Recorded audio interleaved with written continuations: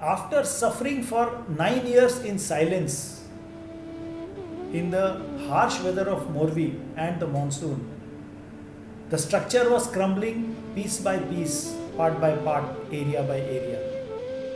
The step one we did was preparation of drawings of the structure. Prior to that, it was extremely necessary to carry out complete propping to the structure, because while we were going close to the structure, the stones were collapsing. More than 2000 props were used to entirely protect the structure for free movement of engineers and technicians, and also to protect further distress and collapse. Friends, I will take the liberty of mentioning Maharani Sahib of Morvi. She spent 20 crores of her personal funds to conserve the structure for the posterity. It is a great philanthropic work. I consider myself very fortunate that I was selected by her for architectural and structural conservation of this entire structure.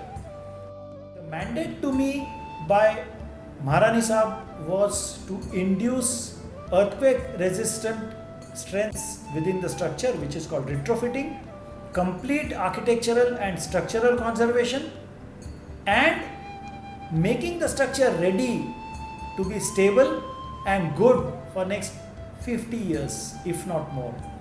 Several parts of the structure which had collapsed during those 10 years had to be reconstructed. As I mentioned, all the 5 chhatris were reconstructed either using the same stone that had collapsed or using stone procured from Drangadra, where the original sandstone mines exist. The stone carvers and artisans came from Rajasthan, the neighboring state.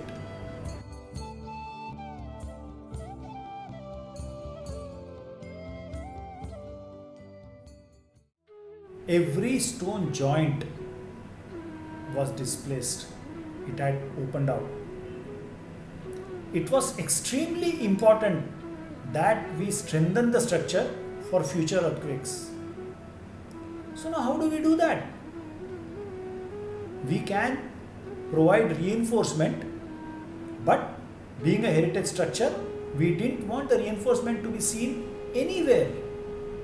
So we had to come up with a solution of inserting the reinforcement in 450 mm thick stone masonry walls. Is it possible? How do you insert a reinforcement in existing stone masonry? What we did was we cored a 50 mm diameter hole from the terrace level right up to the plinth and below in stone masonry. Before coring, we had to fill all the joints of the stone masonry with lime mortar. In some cases, we had to physically push the stones to come closer to each other with jacks and even manually. This is ashlar stone masonry. The joint thickness is 0. So we cannot see the joints again. So the workmanship had to be extremely fine. So every stone where the joint was being filled up were covered with masking tapes. Then the joint was filled up and the masking tapes removed, so that what you see is the kind of finish what we get in the photograph that you see. After coring, a 12 meter long reinforcement was inserted in the hole. So from terrace to the ground level, every stone of every layer was connected with a single reinforcement. The annular space between the reinforcement and the core diameter was filled up with cement, sand and non-shrink additive. So we actually created a 50 diameter reinforced concrete mortar pillar at every 1.5 meters center to center in plan, in every wall and at every T junction or a plus junction of 2 walls.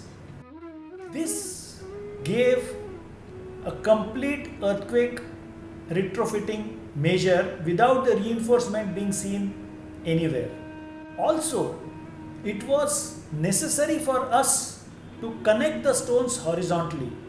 So, special drill bits of up to 1.6 meter length were manufactured and horizontal drilling was done from openings and outside locations. Those holes were filled up with epoxy and a reinforcement was inserted. This tied up 3 horizontal stones together in a single rebar, which was extremely useful in case of an earthquake. There have been several earthquakes, of course, of lower magnitude after the conservation was completed, but there has not been any appreciable damage to the structure so far.